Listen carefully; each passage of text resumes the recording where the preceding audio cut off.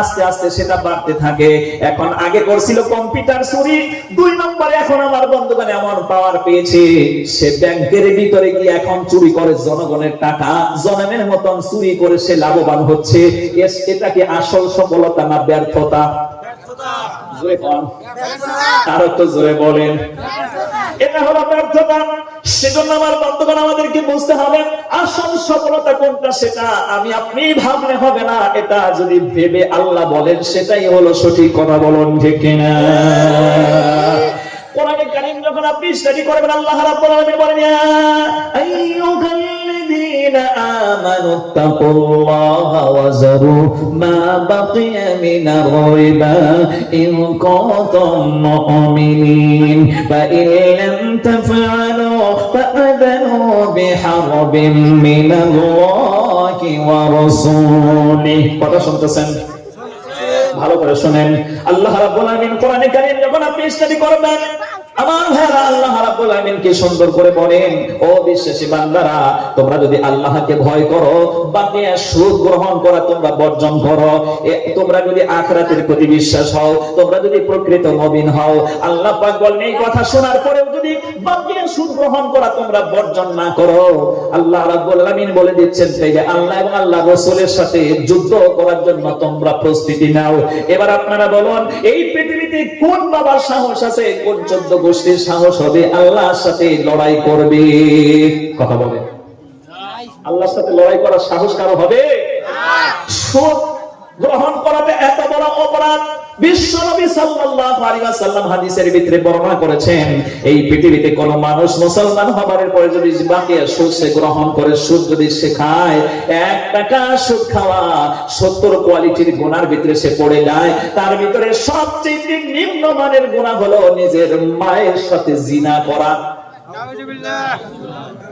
আর একটু সকলেই বলেন নাউজুবিল্লাহ। মায়ের সাথে জিনা করা এটা সবচেয়ে সুদের ছোট গুনাহ। বড় গুনাহ কোনটা? আল্লাহর সাথে ঝগড়া করা। আর সেই লোকটা ব্যাংকের সাথে জড়িত হয়ে সেই সুদের বিজনেস চালু করে দিয়েছে, তাইলে কি ও সফলতায় আছে না ব্যর্থতায় আছে? প্রতিনিয়ত মায়ের সাথে জিনা করতেছে। কথা কয় না কেন? মায়ের চোখে ঝরলে পানি আল্লাহর আরশ কাঁইপা যায়, মায়ের চোখে ঝরলে পানি আল্লাহর আরশ কাঁইপা যায়। কান্দে না কেন মায়, কান্দে না কেন মায়। বিদেশের পাশে যদি সন্তান মারা যায়, সবার আগে জানেন তার জন্ম দুঃখী মা। সেই মায়ের কষ্ট কেহ দিও না এই দুনিয়ায়, সেই মায়ের কষ্ট কেহ দিও না এই দুনিয়ায়। কান্দে না যেন মায়, কান্দে না যেন মায়। মায়ের চোখে ঝরলে পানি আল্লাহর আরশ কাঁইপা যায়, মায়ের চোখে ঝরলে পানি আল্লাহর আরশ কাঁইপা যায়। কান্দে না যেন মায়, কান্দে না যেন মায়। কথা বলেন ঠিক কিনা? মাকে কষ্ট দিলে আল্লাহর আরশ কেঁপে যায়, আর সেই মায়ের সাথে সে জিনা করতেছে। তারপরেও আমরা মনে করি যে 2টো বিল্ডিং এর মালিক, তারপরে 5টা গাড়ির মালিক, আসল সফলতা সে অর্জন করেছে। আমরা স্বাভাবিকভাবে এই কথাটাই বলতাম। তবে আমাদের নজরে কামিয়াব হওয়া আর আল্লাহর নজরে কামিয়াব হওয়া ডিফারেন্স আছে না নাই? কথা বলেন, ডিফারেন্স আছে না নাই? ডিফারেন্সটা বলতে কি আল্লাহ রাব্বুল আলামিন বলেন। এখন আসুন আমরা মূল সূরার দিকে যাব। আল্লাহ পাক বলতেছেন এই পৃথিবীতে এই সূরাটার ভিতরে কারা ব্যর্থতা অবলম্বন করেছে আর কারা এই পৃথিবীতে সফলতা অর্জন করেছে, আল্লাহ তার মানদণ্ডটা এখানে, তার শর্তগুলো আল্লাহ এই সূরাটার ভিতরে বর্ণনা করেছেন। জোরে কোন সুবহানাল্লাহ। আমার সহিত একবার পড়েন, আউযু বিল্লাহি মিনাশ শাইতানির শাইতানির রাজীম। প্রথম আয়াতের ভিতরে আল্লাহ পাক বলেন ওয়াল আসর, মহান আল্লাহ পাক বলেন মহাকালের শপথ। আমার বন্ধুগণ, আমরা যখন কথাবার্তা বলি তখন আমরা আল্লাহর কসম খাওয়া বৈধ আছে। একজন মানুষ আপনি একটা সত্য কথা বলছেন, সেটা সে স্বীকার করতে চাচ্ছে না রে বন্ধু, তাইলে আপনাকে তাকে সত্যায়ন করার জন্য, বুঝিয়ে দেওয়ার জন্য, সেজন্য বিশ্বাস করে আপনি তো সত্য কথাই বলছেন, তখন ওই সময় আল্লাহর কসম খাওয়া বৈধ আছে। সুবহানাল্লাহ। তবে অন্য জিনিসের কসম খাওয়া বৈধ নাই। আমাদের মানুষগুলো বলে কয় কোরআনের কসম, তারপরে এই গাছের কসম, তোর মার কসম, তোর বাবার কসম। আর নাইলে কোনো মা বাবা এরকম ইসলাম না জানার কারণে, মাসলা না জানার কারণে কুলারে কয় এই তোর মাথা আটকে তুই কর। আছে না এরকম? এরকম করবেন না, এটা বড় গুনাহ, কবিরা গুনাহ হয়ে যায়। একটা কসম খাওয়া জায়েজ আছে, সেটা হলো আল্লাহর কসম দিয়ে তাকে বলতে হবে, এটা জায়েজ আছে। আপনি সত্য কথাই বলছেন কিন্তু লোকটা মানতে চাইতেছে না, তাইলে আল্লাহর কসম দিয়ে আমি বলতেছি। তাইলে ইসলামিক নিয়ম অনুযায়ী যখন আল্লাহর কসম দিয়েছে, তাইলে আপনাকে ওটা বিশ্বাসী করতে হবে। আর আল্লাহর কসম দিয়ে তখনই বলবেন যখন আপনি সত্য কথা বলছেন, মানতে চাচ্ছে না। কিন্তু মিথ্যা জিনিসকে আল্লাহর কসম দিয়ে বললে ওইটা আরো গুনাহ। কথা কয় না কেন? একজন মানুষ মদ খাইতেছে, সে গুনাহগার, কবিরা গুনাহ করতেছে। সে যদি আবার এই মদ খাওয়ার সময় বিসমিল্লাহ কয়, তাহলে ডাবল গুনাহগার, সে কুফরি কাজের ভিতরে লিপ্ত হবে। কথা কি শুনতেছেন? বিসমিল্লাহ তো আপনি বলবেন ভালো কাজ শুরু করতে, মন্দ কাজে আপনি বিসমিল্লাহ বলাই বলেন। কে আপনাকে শিখিয়েছে? এই জন্য ভালো কাজ, আপনি সত্য কথা বলতেছেন, সেটা বিশ্বাস করতে চাই না, তাইলে আল্লাহর কসম খান।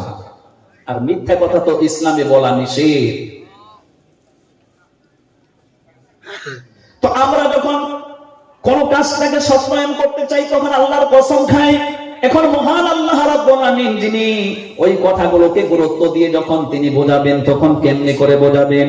আমাদের সাথে যেই জিনিসের সম্পর্ক, যেই বস্তুর সম্পর্ক, তখন আল্লাহ পাক সেই জিনিসের উপরে ভিত্তি করে কসম খেয়ে আমাদেরকে ওই গুরুত্বটাকে বোঝান। জোরে কন্যা সুবহানাল্লাহ। এজন্য আল্লাহ রাব্বুল আমিন বলেন ওয়াল আসর, জমানার কসম, সময়ের কসম। আমার ভাইরা, সময়কে আমাদেরকে গুরুত্ব দিতে হবে। আমাদের জীবনে যে সময় আল্লাহ দান করেছেন, কারো 60 বছর 70 বছর জিন্দেগি, এই জিন্দেগিটাকে, এই সময়টাকে আমাদেরকে কাজে লাগাতে হবে।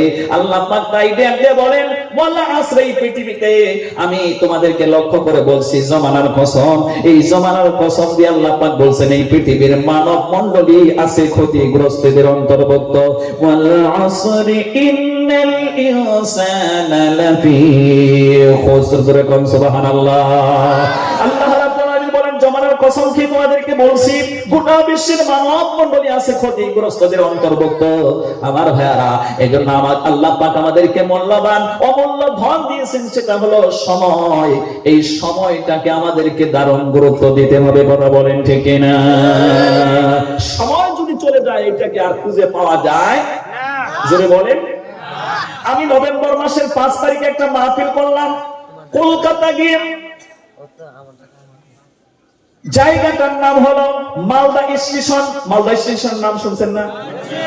মালদা স্টেশনের থেকে একটু ভিতরে গিয়ে, আপনাদের এই এলাকার অনেক ছাত্র আছে, আমাদের আসামের 14 জন ছাত্র ওখানে পাগড়ি পায়। ঠিক ওই দিনে নভেম্বর মাসের আপনি খুলে দেখেন 5 তারিখ, ওটা রবিবার ছিল, দিনে মাহফিল হয়। জোহরের থেকে মাহফিল শুরু হয়, আসরের নামাজের আগ পর্যন্ত মাহফিল কমপ্লিট। কালেকশন, আমরা দুটো বক্তা ছিলাম। ওই মাদ্রাসার একজন কারি সাহেব, উনি আলোচনা করে কালেকশন করছেন। কালেকশনে উনি ভালো, আমি কালেকশন করতে পারি না। তো আমার ভাই তো এই জন্য ওনাকে আগে দিলেন, আমাকে দিলেন তারপরে। আমার জন্য সময় রেখেছিলেন 1 ঘন্টা। তিনি কালেকশন করতে একটু সময় লাগে, বক্তার কালেকশন করতে গেলে একটু সময় লাগে। তো উনি বলতে বলতে আরো 20 মিনিট নিয়ে গেলেন, তাইলে আমি সময় পেলাম 40 মিনিট। এখন 40 মিনিটে আমাকে টোটাল বক্তব্য দিতে হবে। তো এই 40 মিনিটের ভিতরেই আমি, আমাদের দেখবেন এই বক্তাদের, লোকাল বক্তা আমরা দেখি মাঝে মাঝে, লোকাল বক্তাদের অবস্থা, সময় দেয় সভাপতি হুজুর ওনাকে মাত্র 10 মিনিট, কিন্তু নাহমাদুহু ওয়া নুসাল্লি আলা কইয়া একবারে 27 মিনিট নিয়ে যায়। তারা সময় দিছে অথচ 10 মিনিট। উনি তো বলার দরকার নাহমাদুহু ওয়া নুসাল্লি আলা রাসূলিহিল কারীম, এই খুতবাটাই এত শর্ট করতে হবে। তারপরে ওনার যে বিষয়টা তিনি বলবেন, ওখান থেকে মূল কথাটা একেবারে সিম্পল টাইমের ভিতরে বলার দরকার। তখনই সে সময়ের গুরুত্ব বুঝবে। কথা কোন ঠিক কিনা? তো আমাকে যখন 40 মিনিট সময় দিল, আমি তো হলাম প্রধান বক্তা, 40 মিনিট সময় দিলে তো হয় না। তারপরে বললাম আমাদের বরপেটা ডিস্ট্রিক্টে এক ভালো বক্তা ছিলেন, উনি ইন্তেকাল করেছেন, ওনার নাম হলো মাওলানা মুহাদ্দিস হায়দর আলী খান সাহেব। আমি লাস্ট জমানায় ওনাকে পেলাম, উনি বার্ধক্য অবস্থায় এলে ওনার এই ডায়াবেটিস অ্যাটাক করে দুটো চোখ চলে গিয়েছিল।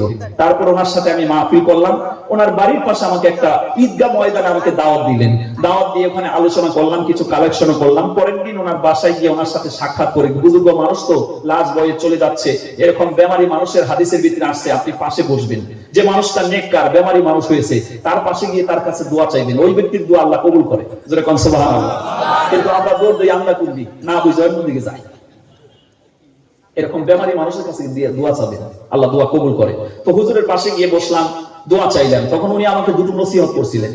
তিনি নসিহত করতে গিয়ে বলছিলেন, 1 নাম্বার, তোমাকে সভাপতি যতটুকু সময় দেয় এই সময়ের ভিতরে তোমার আলোচনা কমপ্লিট করতে হবে, নাম্বার 1। 2 নাম্বার হচ্ছে ওই জালসাটা কি উদ্দেশ্যের জন্য দিছে, উদ্দেশ্য যখন ব্যাখ্যা করবে তোমার কান খাড়া করে রাখবে, কি উদ্দেশ্যর জালসা, ওই উদ্দেশ্যের উপরে বেস করে তুমি সাবজেক্ট নিয়ে আসবে, আর ওই সাবজেক্ট তোমাকে কথা বলতে হবে, তাইলে তুমি আসল বক্তা হতে পারবে। উনি যে আমাকে এই দুটো নসিহত করছিলেন আমি মানার চেষ্টা করি। আর 3 নাম্বার নসিহত করছেন যে সভাপতি হুজুর হলেন আজকের উনি মুখ্য লিডার। তিনি যখন তোমার টাইম শেষ, তোমাকে যখন নিষেধ করবে তুমি এক কথাও আর বলবে না, কারণ তুমি যদি সভাপতির না মানো তোমার কথা কেন মানবো। কিছু লোকের বক্তা, কদিন আগে এক প্রোগ্রামে গেছি, আমি হলাম মুখ্য মেহমান, আমি বসে আছি, তারপরেও সে আধা ঘন্টার বেশি কইয়া লাগছে। কইতে আছে হুজুর তাকে এই দেয়। এক জায়গার মধ্যে তো সভাপতি হুজুর রাগ করে মাইকে নিয়ে গেছে, কারণ এই সভাটাকে ধরে রাখা, মেনটেন করা, কমপ্লিট করা ওনার একটা মহান দায়িত্ব। একটা বক্তা বসে আছে, তার সময়ে তুমি আর বলতেই থাকবা, তোমাকে তো সময় দেওয়াই হয়েছিল, তখন তুমি ফাইজলামি করছো, তখন মূল কথা বলো নাই কে, ঠিক না? সভাপতি হুজুর একবার মাইকে নিয়ে গেছে। এই জন্য সময়ের গুরুত্ব বন্ধুগণ, বিশেষ করে আজকে আমি আমার যুবক ভাইদেরকে লক্ষ্য করে কিছু কথা বলবো। যুবক বয়স, ইয়ং পিপল, ইয়ং জেনারেশন, এইটা খুব গুরুত্বপূর্ণ বিষয়। বিশ্বনবী সাল্লাল্লাহু আলাইহি ওয়াসাল্লাম বলেন, কিয়ামতের দিবসে আপনি যখন আল্লাহর দরবারে দণ্ডমান হবেন, অনেকগুলো প্রশ্ন আপনাকে, মিনিমাম 5টা প্রশ্ন করা হবে। হাদিসের ভিতরে এসেছে এক জায়গায় 4টা প্রশ্ন, আর এক জায়গায় 5টা প্রশ্নের কথা বলা হয়েছে। এর ভিতরে ও আমার যুবক ভাইরা, আপনারা তো যুবক বন্ধুদের উদ্যোগে আজকে প্রোগ্রাম দিয়েছেন, মাহফিল দিয়েছেন, ওনার ভাইরা, এই যুবক ভাইদেরকে লক্ষ্য করে বলছি, আপনাকে যে স্পেশালি একটা কোঠা আল্লাহ দান করেছে, যৌবন বয়স, এই যৌবন বয়সের টকবগে রক্ত, টকবগে শরীরের এনার্জি, এই এনার্জির মাধ্যমে আপনি আল্লাহর দ্বীনের পথে কতটুকু মেহনত করেছেন, কতটুকু ইবাদত করেছেন, এ সম্পর্কে আল্লাহ পাক একটা প্রশ্ন আপনাকে করবেন। এই যৌবন বয়সে কোন রাস্তায় আপনি খরচ করেছেন, এই প্রশ্নের জবাব দিতে না পারলে কিন্তু আল্লাহর দরবার থেকে আপনি কদম ওঠাতে পারবেন না। কথা বলেন ঠিক কিনা? আমার সম্মানিত বন্ধুগণ, বিশ্বনবী সাল্লাল্লাহু আলাইহি ওয়াসাল্লামের হাদিস শুনেন, যে এলাকার ভিতরে আপনি বসবাস করতেছেন, মানে এটা আপনাদের সমষ্টির নাম কি? সাউসালমারা সমষ্টি। এই সাউসালমারা সমষ্টির ভিতরে যত এমএলএ আছে, মন্ত্রী আছে, আমার ভাইরা ওয়ার্ড মেম্বার আছে, জেলা পরিষদ আছে, প্রেসিডেন্ট আছে, এই লিডার ব্যক্তিরা যদি সরকারের পক্ষ থেকে যে সামানগুলো আসে জনগণকে বিলীন করার জন্য, এই লিডারগুলো যদি ন্যায়পরায়ণ হয়, মানুষের কাছে খুঁজে খুঁজে বের করে গরিব দুঃখীর কাছে এই সরকারি সম্পদকে পৌঁছায়, খুব কারা করে কান খাড়া করে নবীজির হাদিসটা শুনেন।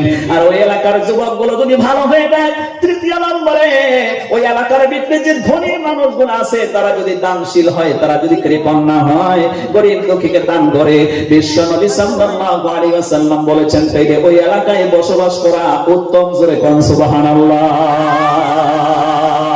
এবার নবীজি বলেন, যদি ওই এলাকার লিডার গুলো তারা যদি ন্যায়পরায়ণ না হয়, সরকারের কাছ থেকে যে মাল আসে অযোগ্যর সাপের মতন পেটের ভিতরে দেয় আর মুসার দেয় খায়, কথা কয় না কেন?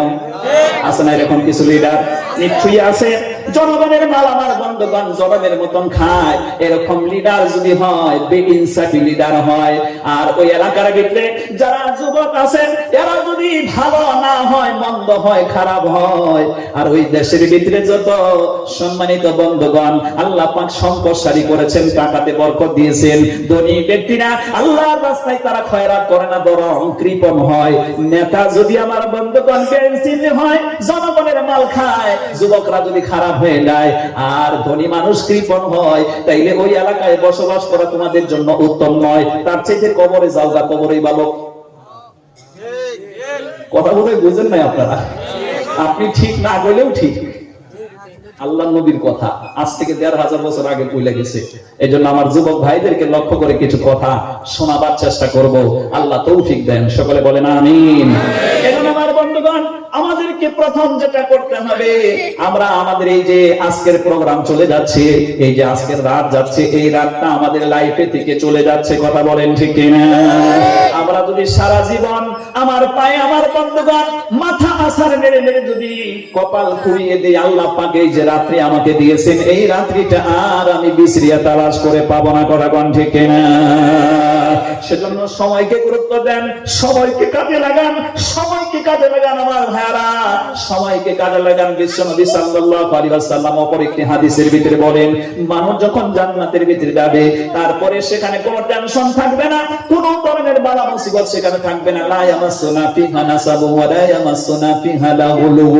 আল্লাহ পাক বলেন সেখানে ক্লান্ত স্পর্শ করবে না, বিপদ মুসিবত থাকবে না। তবে একটা আফসোসই সেখানে থাকবে, ও বন্ধু দুনিয়ায় থাকাকালীন যে সময়টা আপনি অনাই বনাই শেষ করেছেন, এমনি এমনিতেই লস করে দিয়েছেন।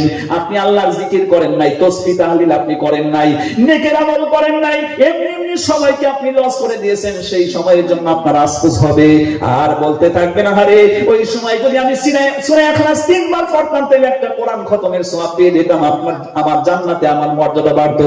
সুবহানাল্লাহ, আলহামদুলিল্লাহ, লা ইলাহা ইল্লাল্লাহ, আল্লাহু আকবার, ওয়া লা হাওলা ওয়া লা কুওয়াতা ইল্লা বিল্লাহ, লা হাওলা ওয়া লা কুওয়াতা ইল্লা বিল্লাহ। একটা হাদিসের মধ্যে এসেছে আপনি যতবার পড়বেন জান্নাতের ভিতরে আপনার ফলের বাগান আল্লাহ লাগায়া দেবে।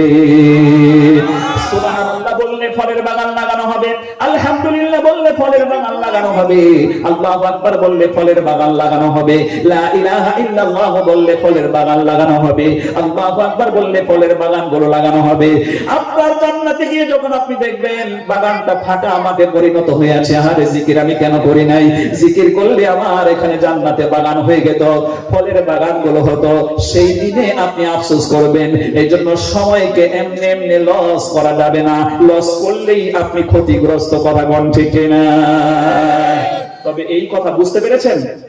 তাইলে আমার যুবক ভাইদেরকে লক্ষ্য করে বলবো, কেন আপনারা হাতের মধ্যে মোবাইল নিয়ে রাত ৯টায় অথবা দিনের সকাল ৭টা থেকে ১০টা ১২টা ১টা পর্যন্ত রাস্তার পাশে বসে, কচু গাছ আছে চতুর্মুখ দিয়ে, তারপরে দেখবেন লোকেরা পেশাব করেছে, ওর কাছে পেশাব যেন ধুন্দই নেয়, ও তো ঢুকছে মোবাইলের ভিতরে, মোবাইল এরকম হাতে নিয়ে এই যে মারতেছে, এইদিকে এইদিকে এইদিকে এইরকম করে মারতেছে, আমি ঘুমের তালে কয় মার, কথা কয় না কেন? পাবজি খেলায় আছে না এরকম? একেরা পাবজি খেলায় পারগত, খুব হাতে হাত, কেউ তো হাত তোলে না, সব বাসকান্দির হুজুর আল্লাহর ওলি, কোন ওয়াজ করাইলেন গো? তাহলে তো নসিহত করার দরকারই নাই।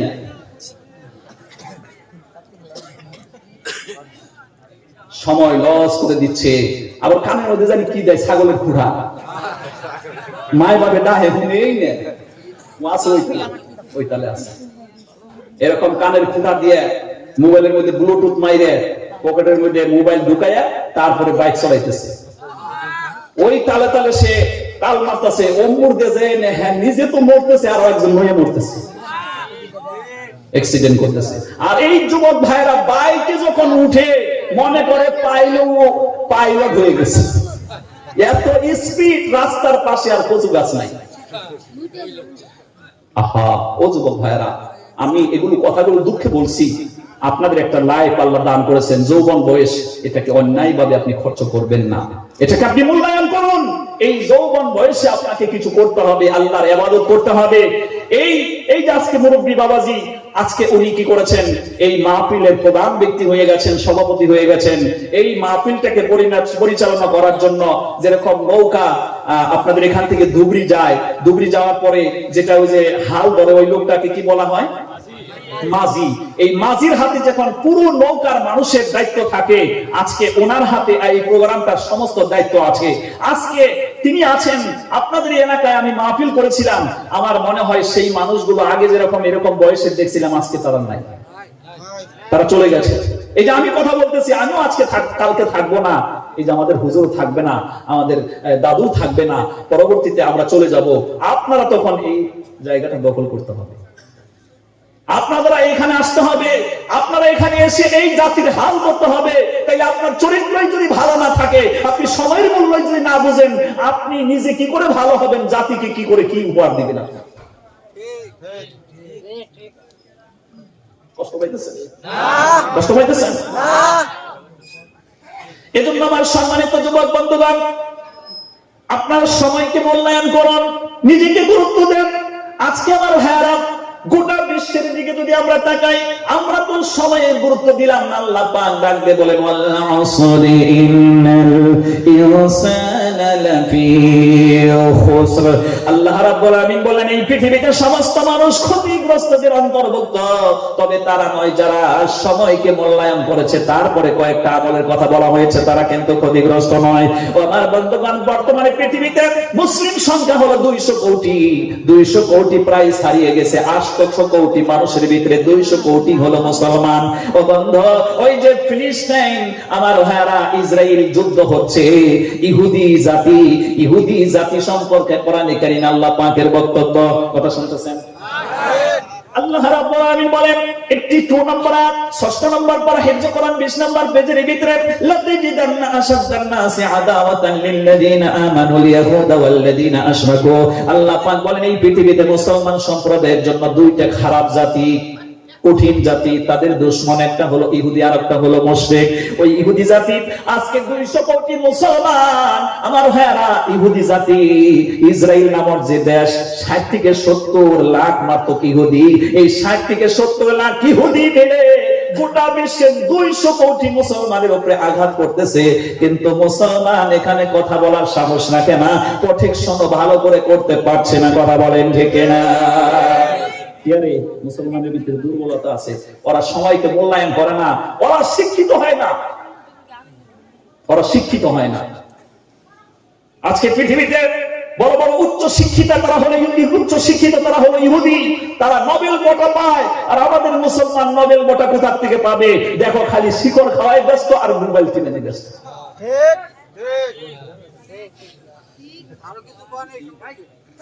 এই জন্য সম্মানিত বন্ধুগণ, আমরা পিছিয়ে পড়েছি।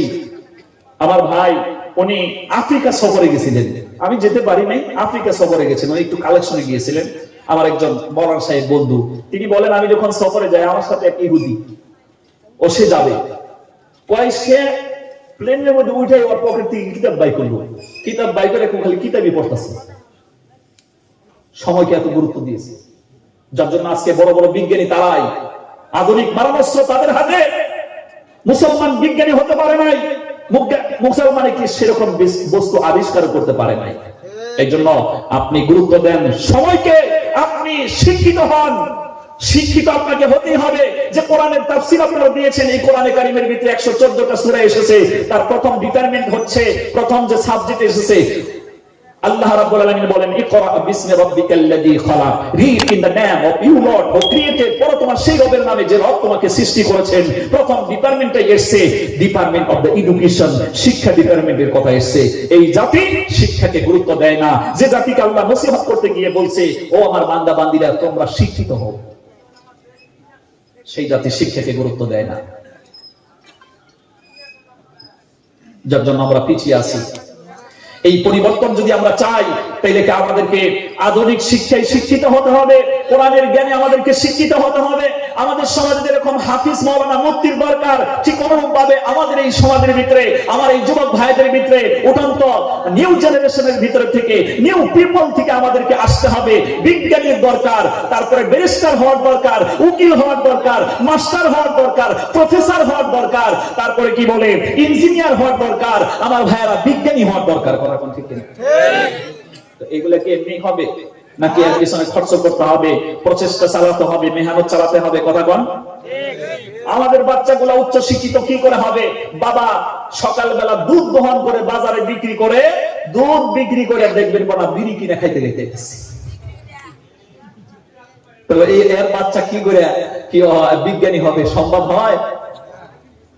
আপনি আপনার ব্রেনকে সুস্থ রাখার জন্য, আপনার শরীরের এনার্জিকে ধরে রাখার জন্য কয়েকটা খাবার নবীজি খেতেন, আমাদেরকেও খেতে বলছেন। 1 নম্বরে খাবেন আপনি মধু, সুবহানাল্লাহ। 2 নম্বরে খাবেন আপনি দুধ। 3 নম্বরে আপনি খাবেন লোকাল ডিম। 4 নম্বরে আপনি খাবেন খেজুর নামের ফল, বলেন সুবহানাল্লাহ। আর 5 নম্বরে আপনার শরীরের মধ্যে রোগ প্রতিরোধ ক্ষমতা বাড়াবার জন্য মিনিমাম ডেইলি 1 চামচ কালো জিরা আপনি খাবেন। কালো জিরা খেয়ে সকালবেলা বিশেষ করে বাসি পেটে খাইলে ভালো। 1 চামচ কালো জিরা খেয়ে চাপিয়ে খেয়ে আপনি 1 গ্লাস কুসুম গরম পানি খাবেন। আপনার আস্তে আস্তে গ্যাস্ট্রিক নাইকিয়া হয়ে যাবে, পাশাপাশি আপনার শরীরের মধ্যে রোগ প্রতিরোধ ক্ষমতা বাড়বে। সুবহানাল্লাহ। এই 5টা খাবারের কথা হাদিসের ভিতরে এসেছে। এগুলো খেলে আপনার শরীরের মধ্যে এনার্জি তৈরি হয়। পাশাপাশি আপনি খাবেন, আপনি নিজে উৎপাদন করতে পারলে বেশি ভালো। আপনি মালবুক কল নিজের বাড়িতে উৎপাদন করে বাচ্চাদেরকে নিয়ে নিজে খাবেন, বাচ্চাদেরকে নিয়ে খাবেন, তাইলে আপনার বাচ্চা ব্রেনি হবে। সুবহানাল্লাহ। আর আমাদের লোকেরা ওই বাজারে মালবুক কলা বিক্রি করে দেখবেন যে কি কিনে নিয়ে এসে আর কি কমু নিচে নাই নামলাম। আমাদের বাচ্চা যার জন্য ডেভেলপ হয় না। বাচ্চার পিছনে আপনাকে খরচ করতে হবে। সরকারি স্কুলে যদি ভালো পড়া না হয়, আপনাকে প্রাইভেট স্কুলে দিতে হবে। প্রাইভেট স্কুলে দিয়েও আপনাকে লক্ষ্য করতে হবে, কিছু প্রাইভেট স্কুল মানে হচ্ছে শুধু এডভার্টাইজমেন্ট, শুধু টাকা কামাই করে, পড়ালেখা জিরো। আপনাকে খেয়াল করতে হবে আপনার বাচ্চাটাকে যে দিয়েছেন সেখানে ভালো পড়া হচ্ছে কিনা, এটা আপনাকে খেয়াল করতে হবে। কথা কোন ঠিক কিনা? আমার সম্মানিত বন্ধুগণ, লক্ষ্য করুন খুব গুরুত্ব দিয়ে। সর্বশেষে শিক্ষা ডিপার্টমেন্টের কথা আমি আপনাদেরকে জানাতে গিয়ে একটা গুরুত্বপূর্ণ কথা বলতেছি। সে কথাটা হলো আল্লাহ রাসূল সাল্লাল্লাহু আলাইহি ওয়াসাল্লামের এটা একটা সুন্নাহ। আল্লাহ রাব্বুল আলামিন আমার ভাইরা বিশ্বনবী সাল্লাল্লাহু আলাইহি ওয়াসাল্লামের উপরে যখন কোরআনটা অবতীর্ণ করেন, আরবিক ভাষায় নাজিল করেন। কথা কোন ঠিক কিনা? আরবিক ভাষায় আল্লাহ রাব্বুল আলামিন কোরআনকে অবতীর্ণ করেন। আরবিক ভাষায় কোরআনটা যখন নাজিল হলো, আল্লাহ রাসূলের ভাষাটা আরবিক ছিল, আরবিক ভাষায় আল্লাহ কোরআন অবতীর্ণ হয়ে গেল। নারায়ে তাকবীর, নারায়ে তাকবীর। আল কোরআনের আলো, আল হাদিসের আলো, লিল্লাহি তাকবীর। বিশিষ্ট মেহমান হযরত মাওলানা গাজীউর রহমান সাহাব, সকলে বলেন জিন্দাবাদ। বিশিষ্ট মেহমান হযরত মাওলানা গাজীউর রহমান সাহাব, তিনি এসে গেছেন, এক্ষুনি আপনাদের সম্মুখে উঠবেন। আমি আর লম্বা করব না, সর্বশেষে একটা কথা আপনাদের সম্মুখে বলেই আমি আমার বক্তব্য শেষ করার চেষ্টা করব। সেটা হচ্ছে এই যে আমরা আমাদের বাচ্চা কাচ্চাকে ইহকাল এবং পরকালের জন্য শিক্ষিত বানাবার চেষ্টা করব। আমরা বক্তব্যে পাঠাবো বাচ্চাদেরকে কোরআন সম্পর্কে, হাদিস সম্পর্কে তারা জানবে। যেদিকে বাঁকাবে সেদিকে বাকিবে, কাঁচা থাকিলে বাস, শুকিয়ে গেলে শব্দ করিবে টাস টাস। ছোট্টবেলায় বাচ্চার মেমোরিতে থাকে ফাঁকা, ওখানে আপনি যা ঢোকাতে চাইবেন, যা দিতে চাইবেন, সে ওটাই নেবে, ওটাই ক্যাপচার করবে।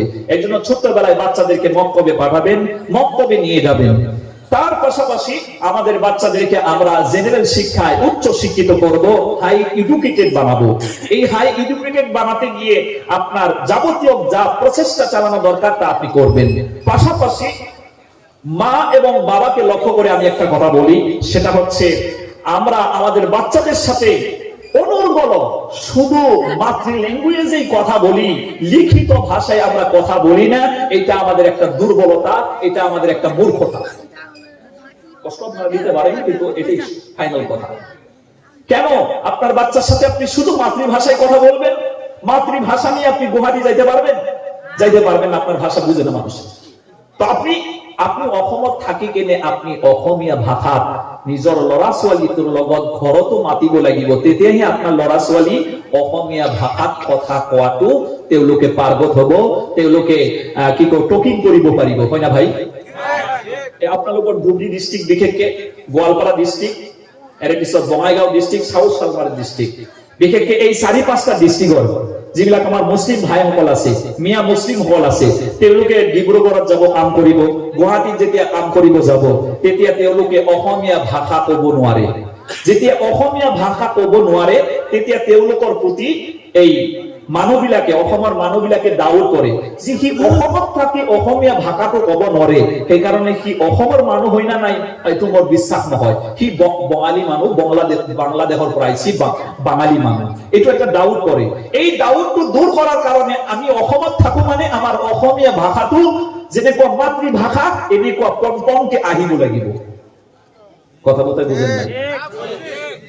তো আপনার বাচ্চা এইভাবে অসমীয়ায় কথা বলবে, তাইলে তো আপনার বাচ্চার সাথে আপনি বাড়িতে কমসে কম কিছু কিছু হলেও কথা বলতে হবে, তবেই তো শিখবে।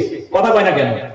আপনারা এই কথাটাকে আপনারা বড় করে মানছি নেবেন না, আমি আপনাদেরকে বোঝার জন্য বলছি। আমি এরকম সমস্যায় পড়ছি, আমার কথা বলছি। আমি 3 বছর আগে চলে গেলাম ত্রিপুরাতে একটা মাহফিলে, আমার ড্রাইভিং লাইসেন্স নিয়ে গেছি, ড্রাইভিং লাইসেন্সের মধ্যে ফটোটা ভালো করে আসে নাই। গুয়াহাটি থেকে গেলাম, কোনো সমস্যা নাই। ওখান থেকে পরের দিন মাহফিল হলো আমার কলকাতায়, তো ডাইরেক্ট ওখান থেকে টিকিট আমার কলকাতায়, আমি কলকাতায় যাবো, এয়ারপোর্টে পৌঁছেছি, ঢুকবো, তখন একটা চেকিং থাকে, আই কার্ড, তারপরে টিকিট, টাইম টেবিল চেকিং করে তারপরে ঢুকতে দেয়। তো ওখানে যাওয়ার সাথে সাথে এখন আর্মি আমাকে ধরে ফেললো যে आपका जो ये आईडी प्रूफ है, इसमें आपका जो फोटोकॉपी है वो अच्छा तरह नहीं दिखा रहा है, इसीलिए आप ऐसा एक आईडी प्रूफ दीजिए जिसमें आपका पिक्चर अच्छा तरह दिखा रहा है, ऐसे आईडी प्रूफ हमको दीजिए। तो हम बोलना ऐसे आईडी प्रूफ तो हमके पास नहीं है, वो घर में रखा हुआ है, कल तो हम इसी से आया, इसीलिए इससे भी चल रहा है, इसीलिए मैंने यही लाया, दूसरा नहीं लाया, इसके बगैर दूसरा कोई आईडी प्रूफ हमके पास नहीं है, तो आप हमको जाने दीजिए, मैं जलसा करने के लिए जा रहा हूँ, प्रोग्राम के लिए जा रहा हूँ, फ्लाइट अगर कैंसिल हो जाएगा तो बहुत दिक्कत होगा। আমি বুঝিয়া हिंदी भाषाएं बोलना, कहे नहीं नहीं नहीं ऐसे तो होगा नहीं, आपका तो ये आईडी प्रूफ अच्छा तरह नहीं दिखा रहा है। तब तो देखने में तो आपको बांग्लादेशी मालूम होता है, नहीं नहीं मैं बांग्लादेशी नहीं हूँ, मैं इंडिया का रहने वाला हूँ, मेरा सूबा आसाम है, स्टेट आसाम है, मैं आसाम का रहने वाला हूँ। एक কথা বলার সাথে সাথে ঠিক है आप आसामी हैं, ठीक है रुको, ওই পাশে আর কার ভিখারি আসল ওরে ধরে নিয়ে आया, তারপরে হিন্দিতে কইলো দেখো তো आप तो आसामी आदमी है, आसाम का रहने वाला है, तो ये कहता है कि आसाम का रहने वाला है, अपनी मादरी जबान से बातचीत करो इनके साथ, बोले যে আসামের ভাষা দিয়ে ওর সাথে কথাবার্তা বলো, ও যে ডাউট করছে বাংলাদেশি বলে, আর সত্যিকার বাংলাদেশি হইলে কিছু অসমীয়া কই হারবো না, কথা কানে কানে। তখন আমাকে বললো ওর সাথে আসামিতে কথাবার্তা বলো, আমার জিজ্ঞাসাবাদি করলাম, এই সব এড্রেস কইলাম, বুরবুরি আসামিস কইলাম। ওই সময় আমি আসামিস না কইয়া হইলে ওই দিন আমি বাংলাদেশি উঠিকে গেতাম না, আমার সবাইও যাওয়া হতো না, কথা কানে কানে। এই জন্য আপনাদেরকে বলছি এটা গুরুত্বপূর্ণ কথা, আপনি শুধু ঘরের ভিতরে মাতৃভাষায় আপনার বাচ্চার সাথে কথা বলবেন না। মা বাবা যদি শিক্ষিত আছেন তাইলে আপনি ইংরেজিতে কথাবার্তা বলবেন, মাঝে মাঝে বাচ্চার সাথে হিন্দিতে কথা বলবেন, উর্দুতে কথা বলবেন, যতটা ভাষা আপনি জানেন। একেবারে বেশি জরুরি হলো অসমীয়া ভাষায় কথা বলা। এই ভাষায় যখন আপনি কথা বলতে থাকবেন আপনার বাচ্চা একটু হলেও শিখবে, তার মানে যখন যাবে তখন সে অনায়াসে খুবই তাড়াতাড়ি শিখে ফেলবে। আর একদিনও শিখার নাই, আমাদের এখানে এমন সমস্যা দাঁড়িয়েছে স্কুল কলেজে পর্যন্ত এই ভাষায় চলে, মাতৃভাষা। কেন আপনি আসামে থাকেন, অসমীয়া ভাষা আপনি বলতে পারেন না? এই জন্য এই কথার উপরে আপনারা একটু গুরুত্ব দিবেন।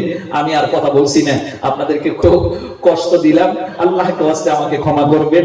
কোরআন সুন্নাহ থেকে যে কথাগুলো আমরা বলার চেষ্টা করছিলাম, আল্লাহ রাব্বুল আলামিন আমাকে আপনাকে সকলকে মানার তৌফিক দান করুন। এখানেই আমি আমার ক্ষুদ্র বক্তব্য শেষ করে আপনাদের কাছ থেকে বিদায় নিচ্ছি একটা শেরের মাধ্যমে, শায়রের মাধ্যমে। उल्फत में बराबर है वफा हो के जफा हो, उल्फत में बराबर है वफा हो के जफा हो, चीज में लज्जतें हैं अगर दिल में मजा हो। সত্যিকার ভালোবাসা আল্লাহ রাব্বুল আলামিনের সাথে যদি আমাদের হয়ে যায়, যে কোরআন হাদিস থেকে কথাগুলো আমরা শুনলাম, এটা আমাদের জন্য মানা সহজ হয়ে যাবে। কথা বলেন ঠিক কিনা? रोशनी चांद से होती है सितारों से नहीं, रोशनी चांद से होती है सितारों से नहीं, मोहब्बत एक से होती है हजारों से नहीं। আপনি যখন আল্লাহর কোরআন পড়বেন 2 নম্বর পারা 3 নম্বর পেজের ভিতরে সূরাতুল বাকারা 286 আয়াতের 165 নম্বর আয়াতের ভিতরে কথা বলা হয়েছে, ওয়াল্লাযীনা আমানু আশাদ্দু হুব্বান লিল্লাহ। মুমিনের উন্নত মানের বৈশিষ্ট্য গুণ হলো তারা সর্বাধিক আল্লাহকে ভালোবাসে। আর ওই আল্লাহর ভালোবাসা পেতে গিয়ে আল্লাহর হুকুম মানা আমাদের জন্য সহজ হবে। কথা বলেন ঠিক কিনা? আল্লাহ যেন তৌফিক দিয়ে দেয়। এখানে আমার ক্ষুদ্র বক্তব্য শেষ করছি। ওয়া আখিরু দাওয়ানা আলহামদুলিল্লাহি রাব্বিল আলামিন।